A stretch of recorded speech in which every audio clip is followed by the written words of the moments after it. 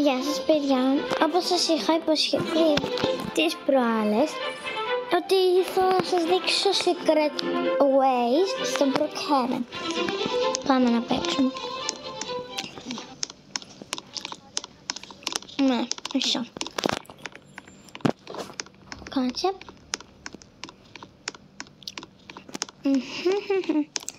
Περιμένουμε να μπει και η ξαδερφή μου.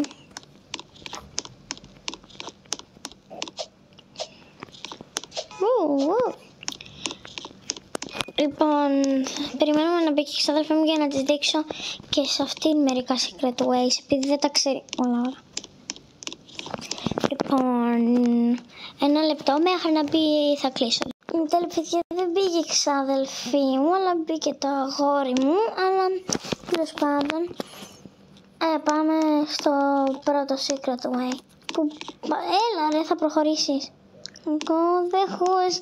Τι λες go the horse? Τέλος πάντων, ένα λεπτάκι, πάμε λίγο στο μυστικό μέρος πρώτα.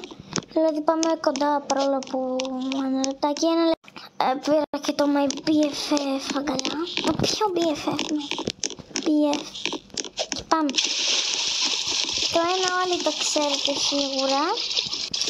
Αλλά εδώ μέσα υπάρχει και άλλο μυστικό μέρος.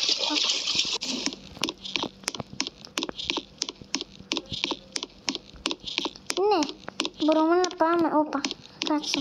Τυφλώνομαι, πού πάμε? Ωραία, εδώ όλοι το ξέρουμε και μπορούμε να πάμε στην τράπεζα. Όμως κάτι που δεν ήξερε μάλλον κανένας είναι εδώ. Είναι εδώ.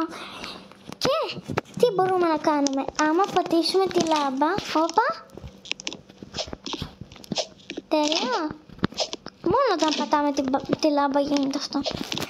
Και είπαμε, εδώ υπάρχει ένα τέλειο μυστικό μέρος. Αυτό δεν το ήξερε κανένα σας.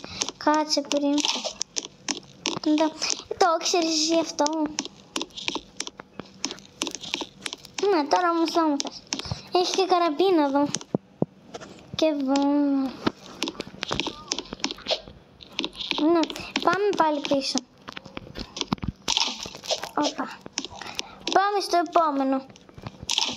Το επόμενο μέρος είναι στο αστυνομικό τμήμα. Ανεβαίνουμε πάνω και υπάρχει ένας τέλειος τρόπος να κρυφτείς. Εδώ όλοι το βλέπουμε που είναι πιο ανοιχτό. Ταντά! Και μπαίνουμε εδώ μέσα. Και εδώ πέρα μου πάνω θα μπορούμε να παρακολουθούμε με έναν κάπως τρόπο όλους τους πάντες. Και αυτοί δεν μπορούν να μας δουν. Πάμε τώρα πάλι στο επόμενο. Τώρα το επόμενο μέρος είναι βεβαίως στο νοσοκομείο. Υπάρχουν δύο τρόποι να μπούμε. Υπάρχει ένας εδώ πέρα που θέλει σκάλα ή μισό. Ναι, και ο πιο εύκολος. Έλα ρε εδώ. Και ο πιο εύκολος είναι από εδώ.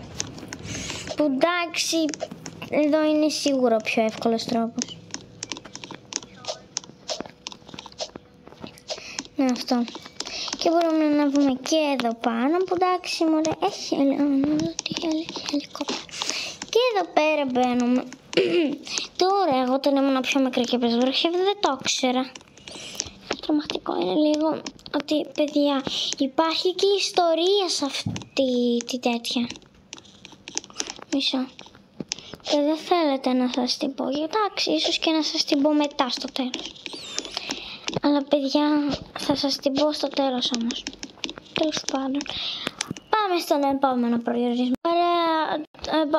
Ο επόμενος προορισμός το ξέρουμε επίσης όλοι. Αλλά ξέρετε ότι άμα πατήσετε, τέλος πάντων θα σας το εδώ. Εδώ πέρα ξέρουμε όλοι ότι μπορούμε να μπούμε.